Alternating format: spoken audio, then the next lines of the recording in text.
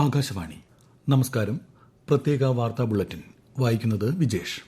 കേന്ദ്ര തെരഞ്ഞെടുപ്പ് കമ്മീഷൻ സംഘടിപ്പിക്കുന്ന ദേശീയ വട്ടമേശ സമ്മേളനത്തിന് തുടക്കമായി.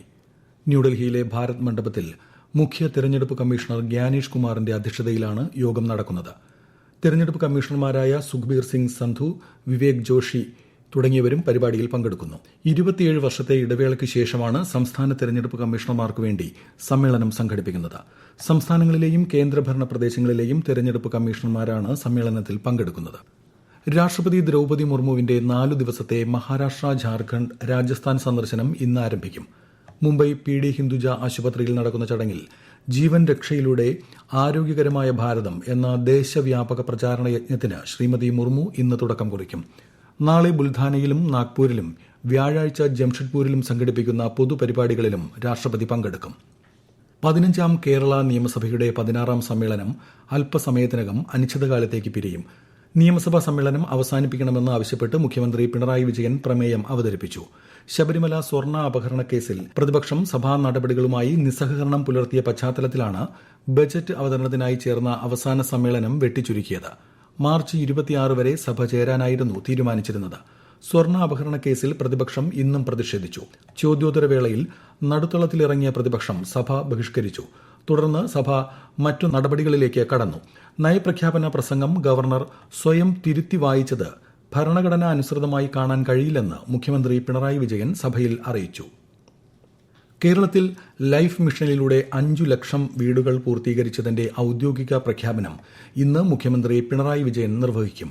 വൈകിട്ട് 4-ന് തിരുവനന്തപുരം പൂജപ്പുര മൈതാനത്ത് ചേരുന്ന പൊതുസമ്മേളനത്തിൽ മന്ത്രി MB രാജേഷ് അധ്യക്ഷനാകും. രാവിലെ കരകുളം പഞ്ചായത്തിലെ കോമളകുമാരിയുടെ ഗൃഹപ്രവേശന ചടങ്ങിൽ മുഖ്യമന്ത്രിയും മന്ത്രിമാരും പങ്കെടുക്കും. 2017 മെയ് 23-ന് പ്രഖ്യാപിച്ച ലൈഫ് പദ്ധതിയിൽ ഇതുവരെ 6,04,000 വീടാണ് അനുവദിച്ചത്. ഇതിൽ 5,364,000 വീടുകൾ പണി പൂർത്തീകരിച്ചു. തമിഴ്നാട്ടിൽ തീവ്ര വോട്ടർ പട്ടിക പരിഷ്കരണത്തിന്റെ ഭാഗമായുള്ള അന്തിമ വോട്ടർ പട്ടിക പ്രസിദ്ധീകരിച്ചു. 5,67,00,000 സമ്മതിദായകർ പട്ടികയിൽ ഉൾപ്പെട്ടു. നേരത്തെ 6,41,00,000 പേരാണ് പട്ടികയിലുണ്ടായിരുന്നത്.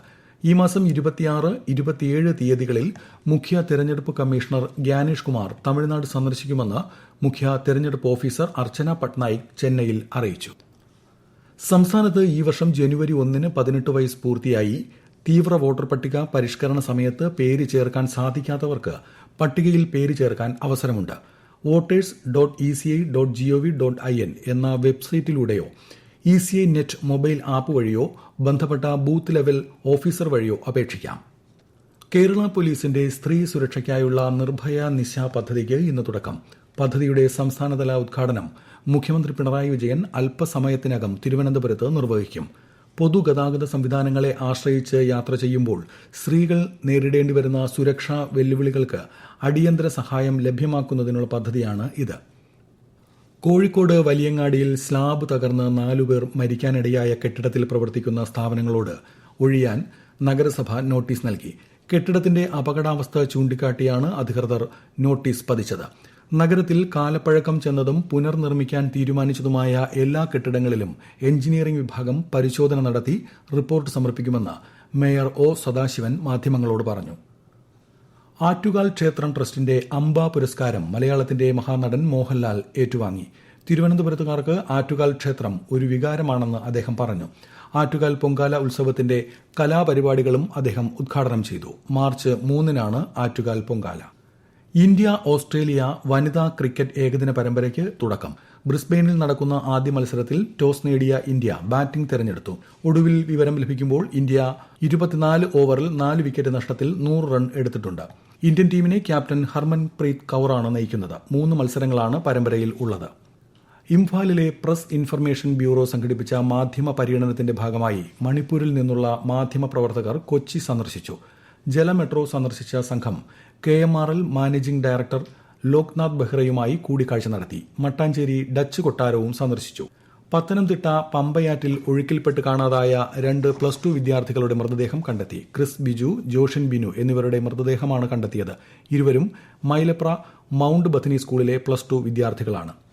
പ്രത്യേക വാർത്താ ബുള്ളറ്റിൻ കഴിഞ്ഞു. അടുത്ത വാർത്താ പ്രക്ഷേപണം ഉച്ചയ്ക്ക് 12:30.